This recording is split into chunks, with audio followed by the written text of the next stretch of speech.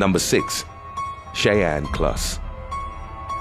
22-year-old Cheyenne Cluss of Downers Grove, Illinois, went missing on November the 27th of 2017. She was out partying the night of her disappearance, an activity she'd partaken in with relative frequency in the months prior. Her mother had passed away in January of 2016, and her beloved family dog died soon after as well. This swift sequence of tragic events sent Cluss into a downward spiral of depression, and she began to engage in what her friends described as self-destructive behavior. She was surrounding herself with people of questionable character, mostly older men, looking to take advantage of her. Just months before she vanished, Cluss had been arrested alongside a 31-year-old man and charged with obstructing identification and illegal transport of alcohol. Those close to her were concerned that something bad might happen to her if she continued down that path. On the night of November the 27th, Cluss was with 38-year-old Brian Biddle at his house in Chicago. The two had spent most of the night drinking and partying together, eventually falling asleep in the early morning hours. Biddle claimed he was passed out for the next 18 hours, and when he woke up, Cluss was nowhere to be found. The last anyone ever heard from her was on the morning of November the 29th, following a series of frantic texts and calls directed at 27-year-old Chad Chanapai, who didn't see her messages until 20 minutes after she had sent them. When he tried returning her calls, she didn't pick up. That's when Cheyenne Cluss disappeared into the wind. The police were baffled by the lack of evidence in the case, and they've since been struggling to piece together what had happened to her. On December the 11th of 2017, a 911 call was placed using Cluss's cell phone. Before an operator ever picked up, the call was disconnected. Investigators traced the call to an area of Mallard Lake Forest Preserve in DuPage, Illinois, and subsequently conducted an extensive search of the wooded preserve. Nothing came of the search, and an additional exploration of the woods in March of 2018 yielded no further evidence of Cluss's whereabouts. In April of 2021, the Missing Persons Awareness Network put out a $1,000 reward for any information that might lead to the discovery of her location. Number 5. Mackenzie Markin. 14-year-old Mackenzie Markin of Weston, Wisconsin, had a strained relationship with her parents. They were constantly at odds, especially after she'd started high school in the fall of 2015. Markin had run away from home twice before. Both times, she turned up at her friend's house, but the incidents caused her parents to become even stricter in their attitudes towards her. They forbade her from owning a cell phone or using social media of any kind. For a while, they believed she was following their strict household rules, but on October the 11th of 2015, she disappeared again. Markin's parents figured she had run off to a schoolmate's house, but none of her close friends had any knowledge of her whereabouts. She was officially reported missing, and the police stepped in to aid in the search. During their investigation, the authorities discovered that Markin had been secretly using social media to communicate with older men. This caused them to develop the theory that she'd become a victim of human trafficking. Nevertheless, there's been very little progress made in her case. Number 4. Curtis Meerworth, Malcolm Meeks, and Ardeen Charles. 49-year-old Curtis Meerworth of Salt Lake City, Utah, was obsessed with finding buried treasure. His fascination compelled him to take a trip to the Superstition Mountains east of Phoenix, Arizona. He believed he'd come across a treasure map that revealed the location of the Lost Dutchman mine, and he set out to find it. During his trek into the mountains, however, he got lost and subsequently had to call 911. Meerworth was hospitalized due to the dehydration, but he didn't let the ordeal dissuade him from continuing his search for treasure. On the second time around, he brought along 2 companions, Malcolm Meeks and Ardeen Charles. The trio neglected to bring a cell phone with them, however, and by July of 2010, they still hadn't returned home from their trip. Over the next few months, more than 20 searches of the area were made, none of which uncovered any clues. In January of 2011, all 3 of the treasure hunters' skeletons were found scattered outside of Phoenix. The state of their bones suggested the men had suffered gunshot wounds. Meerworth's remains were located roughly a mile from his friends. The circumstances of their disappearance and subsequent deaths have long puzzled investigators, and the exact events that led to their demise remain unknown. Number 3. the crew of Flight 101. On August the 16th of 1942, two experienced pilots, 27-year-old Lieutenant Ernest Cody and 32-year-old Ensign Charles Adams, climbed on board an L-8 blimp with plans to set out across the California coastline.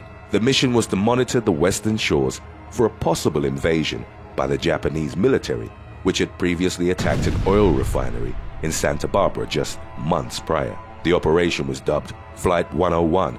Just moments before the blimp took off, the aviation machinist assigned to assist the two pilots was ordered to leave the aircraft, though neither Cody nor Adams gave him a definitive reason as to why.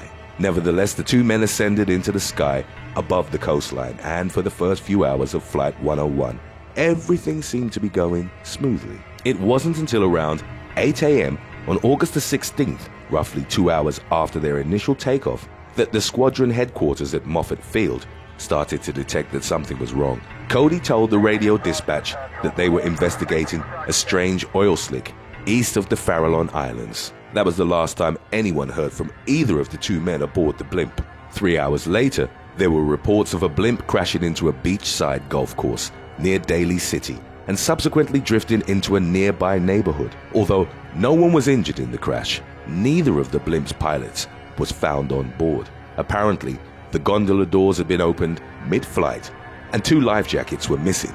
No one saw them fall from the blimp, even though the aircraft itself had been seen by multiple planes and boats over the course of that morning. There have been a number of theories regarding the true nature of the mysterious Flight 101, including one about the two pilots being caught up in a love triangle that resulted in one of them murdering the other and then fleeing the scene of the crash. No evidence has been presented in that regard, and their bodies were never found. Today's topic was requested by Brian C. If you have any other topics you'd like to learn about, subscribe and let us know in the comments section below. Number 2. Sandra Nevares. 41-year-old Sandra Nevares, a wife and mother of 4 from Sylmar, California, disappeared on January the 17th of 1995. She had dropped her son off at school that morning and proceeded to run various errands over the course of the day. She was last seen at 5 p.m. that evening, walking around a local shopping center. After failing to return home, the police set out to look for her. That same night, Nevares' car was found. It had been abandoned in the shopping center parking lot. Police found evidence of foul play in the form of a pool of blood near the back of the vehicle. The blood was identified as Nevares'.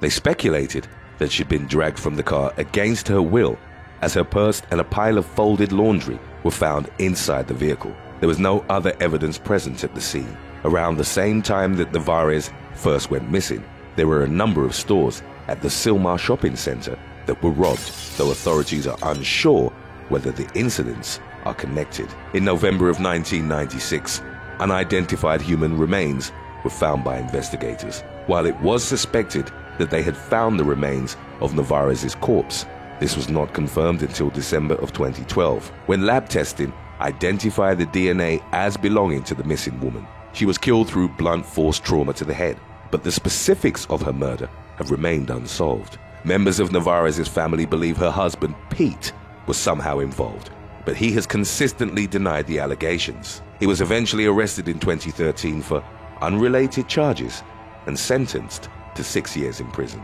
According to the case's latest update, Pete is the only suspect police have identified in their investigation, but there is insufficient evidence for him to be charged. Number 1.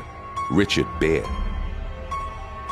In January of 1984, 24-year-old Sherry Hart of Ashe County, North Carolina, disappeared after failing to show up to a date. None of her friends knew where she was or who she was with, and she remained missing for 11 months before her body was discovered at the bottom of a 2,000-foot cliff. The police learned from witnesses that Hart had been with 2 acquaintances, Jeffrey Scott Burgess and Richard Beer. The 2 men were arrested, and Burgess confessed to being involved in Hart's murder. Apparently, the trio had been out joyriding the night of her death. Beer made unwanted advances on Hart, and she pleaded with Burgess to protect her. Beer then struck her with the butt end of a handgun and dumped her body off the cliff. He threatened to kill Burgess and his family if he ever told the police about what happened. They were subsequently charged with killing Hart But prior to undergoing a trial, Beer escaped from the prison he was being held in and has not been seen or heard from since. In 1993, 8 years after his initial disappearance, the FBI very nearly tracked him down to a relative's house in Delaware, but he fled before agents arrived at the scene. Beer remains wanted for Hart's murder, but there has been little headway made in the police's search for him. Burgess, whose trial had been delayed until Beer was captured, died in 2012 without ever being prosecuted for the crime. Hart's daughter, April, who now has 3 of her own children, continues to hunt for the missing killer, but investigators doubt he will ever be found. Thanks for watching. Would you rather have a close friend go missing or witness your friend commit murder and ask you to stay silent? Let us know in the comments section below.